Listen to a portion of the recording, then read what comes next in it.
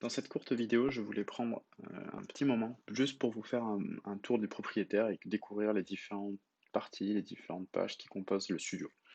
Donc, l'écran sur lequel je me situe actuellement, c'est l'onglet édition, qui est vraiment l'onglet principal sur lequel on va construire notre expérience de jeu.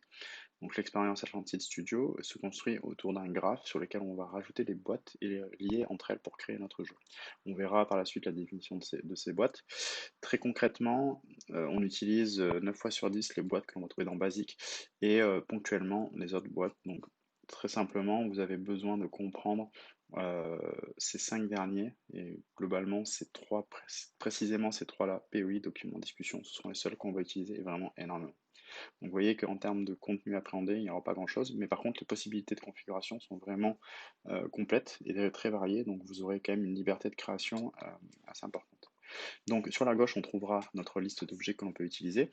On a la capacité en bas de filtrer si besoin, donc on verra la signification de tout ça. On peut, si on veut, dézoomer pour voir la globalité du graphe. Donc là, vous voyez, c'est un jeu assez complet, donc c'est pour ça qu'il est un petit peu plus conséquent.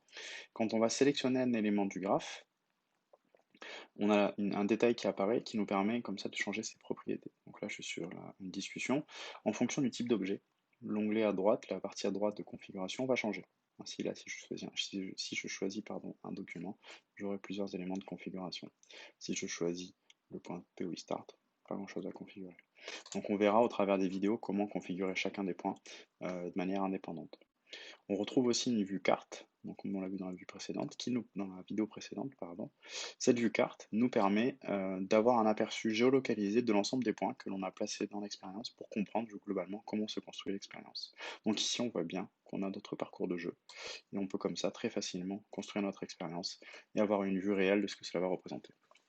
On trouvera en haut l'ensemble des onglets qui vont servir à finaliser l'expérience, notamment le lien vers le manuel en cas de besoin, un bouton pour enregistrer les modifications que l'on a apportées sur le serveur de jeu, euh, fermer le scénario si on veut passer à un autre scénario, la gestion des personnages non jouables, l'édition de la fiche, comme on a vu, c'est la fiche qui est présentée aux joueurs au lancement de la partie, la gestion des traductions, parce qu'Atlantide est international et donc on peut traduire le jeu dans différentes langues, on en parlera, mais vous avez aussi un article dédié dans le manuel, et enfin l'export qui vous permet d'aller tester vos jeux et de les rendre disponibles au public. Donc je vous dis à de suite dans la première vidéo où on va commencer à créer notre premier jeu dans le graphe et donc la première mission sur Jean Moulin. À de suite.